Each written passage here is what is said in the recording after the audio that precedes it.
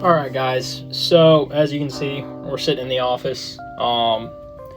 Everyone's been asking for a little bit if I can do a video on three-step. So we'll get into that today. So if you want your car to shoot fire, which that's just a side effect of it, the biggest part of it is it's a boost building tool. But if you want it to shoot fire like this,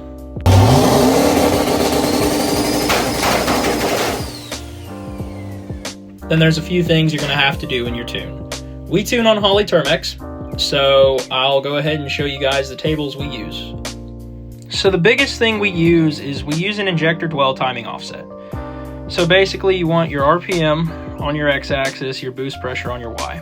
You set your switch trigger, which on my case is just my trans brake button enables it. You can have it on and off based on throttle position, based on boost. There's a lot of different ways to do it. The way I run mine is my trans brake button enables the table, and it's boost pressure versus RPM. So it'll draw past the RPM you want it to go out to. Like right here, I want my car to sit right about 3,900 to 4,000 on the two-step. So it lets it go past it until it sees the amount of boost we're targeting, which on this table is only about 8 pounds. So it'll rev out past, and then when it sees 8 pounds, it'll pull it back, and it'll sit here and walk back and forth across this line and just sit here. And if it drops back off of 8 pounds, it'll go up and back. And see, that's a two-part thing. So the other side of that is going to rely on your rev limiter.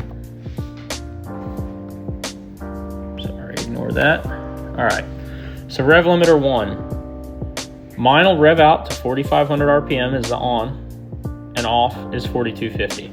So it'll sit there and it'll drag it right out to 4,500. It'll build that boost and it'll pull it down past 4,250, and it'll sit right about 4,000. Mine sits dead on it. So if you run into a point where it comes back off of that, again, it'll shoot out to 4,500 and then drag back down. And those are the two most basic parts of getting your car to have three-step and by byproduct fireball. We've played with this a lot. There's a lot of different things you can do with timing offsets, dome pressure offsets, things like that. And that's all to your choosing. But on Termex, that is the basic way to set three-step up. We've tried it on several different cars with several different forms of boost control, dome pressure, non, just on gate. And with a little bit of playing, you can get it to work on just about anything. And it works pretty awesome. We've seen plenty of success with it.